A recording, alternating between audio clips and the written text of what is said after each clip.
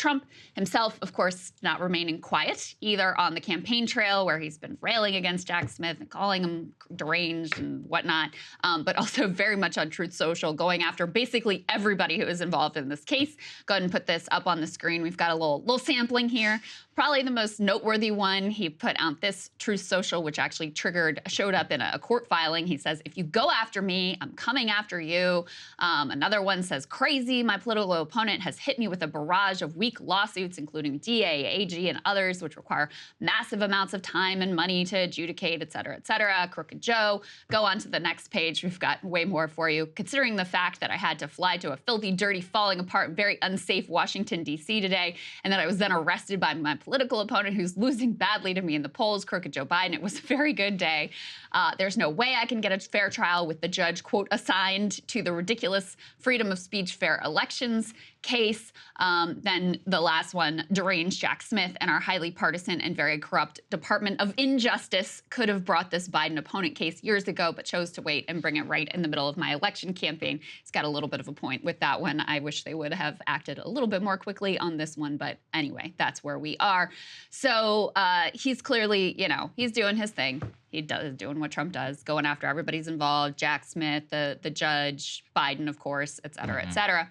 And it is having somewhat of an impact in terms of how this case unfolds. So we've got a little bit of kind of wrangling going on in the legal world as they try to settle what are the rules and the guidelines with regard to the discovery process and what's the timeline going to be, when are the dates going to be set, et cetera.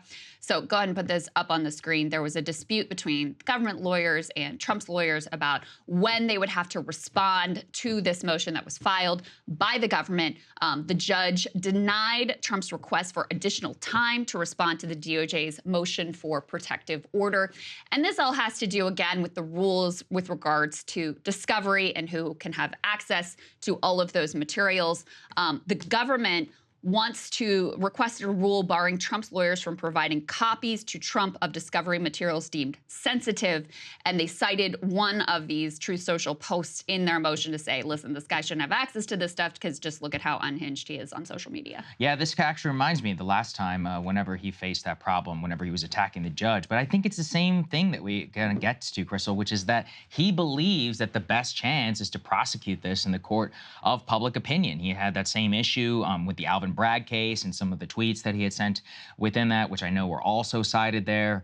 Many of his tweets also have come back to bite him, in court. But politically, he has to be able to continue to speak out on this to try and not only drive his fundraising operations, but he needs to make a public case about whether whatever happens here in court, that it doesn't actually matter or it doesn't impact like what he's running on. So I think that just really connects to it. Attacking the judge, attacking the jurors, attacking the pool, all of that is just part of the political process, right? Because you're like, hey, this is illegitimate in its face before this thing even starts. Most Republicans already believe that. So now you have to try and target independent voters. We have a decent amount of polling on this. You and I were taking a look at around the way people feel about this. They both feel it's political and that it's just. So that's always fun. Yeah, I actually understand that. I feel the same way. There is a Venn diagram there where you're like, yeah, I can see how someone gets there. I see it. Listen, it's the Biden DOJ and it's Trump. Like, how could it not be political on some level? Well said. And at the same time, you can look at what he did on January 6th and certainly in the buildup to January 6th and be like, this also was wrong. So, you can hold both those thoughts in your head. And I think that is where the majority of the American people are. I mean, the Republicans, look, 70% of them think that Trump won. Like, they think this was all justified, which actually brings up what I think is an interesting point that some in conservative media have been pressing people on the Trump side of like, okay, so are you going to prove that? Are you going to actually bring, the Kraken this time and prove that the election really was stolen? Because then, like, you're off the hook. Then everything he did was completely justified.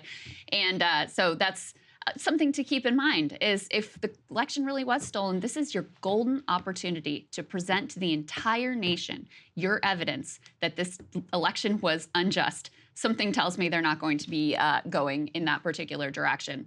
One last piece about this, the motions and the judge's decision here, put this up on the screen from CNN. Why this is significant, I don't know that the details of how the discovery process unfolds will end up being that critical. But the fact that the judge did deny the Trump team's motion to extend this deadline, I think tells you one thing that may end up being quite significant, which is she seems, early indications are, she wants to move this case along. Yeah. She wants to move this trial along. She's not going to put up with a lot of delaying and a lot of filibustering from the Trump team, which, you know, their goal very much is to draw this out as much as possible so that they can potentially delay this and any sort of result from this trial until after Election Day. She seems to want to keep things moving. Well, we should keep it moving. As you and I have said, you know, if anything, the date needs to be set literally as soon as humanly possible. And in fact, in some cases, I know they were presented 3 options about when the next phase of the trial would begin, and they picked the latest one. I'm just like, we have to get this resolved for the American people. And I'm not really sure it's to Trump's benefit, actually, to keep this thing dragged out. If anything, if you are going to get convicted or whatever, you kind of want that baked in from the beginning. It would be the best thing that ever happened to him from a primary perspective. But it's also interesting in terms of political point of view. He does seem to be thinking of this as truly clinched. Just, I think it was yesterday, his super PAC released a first ad not attacking Ron DeSantis, just going after Joe Biden, which is one of those moves where you only do whenever you no longer think you have to run against somebody. So, Wow. yeah, I mean, lots of interesting little signals. Don't know that he's really wrong. No, I think he's right. I think he's right. And we are now fully, we showed you the calendar last week of all the trial dates. And this is before we even haven't had the Georgia Fulton County, you know, that one come back, which is probably going to be additional charges for Trump. Like, this whole primary season and the general election season is going to be dominated by Trump in court, this motion, that motion, new indictment, new details, new discovery. I mean, that's what we're looking at. That's what this election is gonna be about. That's what it's gonna turn on. So it's not a surprise to me that he sort of feels like, all right, the Republican nomination, even this far out, is all but wrapped up. And my bigger issue is getting past Joe Biden and trying to push these trial dates off far enough so that I don't end up having a campaign from prison. Really sad, pathetic state of the country, but that's who we are. That's where we are. America 2023. Hey guys, if you like that video, go to breakingpoints.com, become a premium subscriber, and help us build the best independent media organization on the planet. That's right. We're subscriber funded. We're building something new. We want to replace these failing mainstream media organizations. So again, to subscribe, it's breakingpoints.com.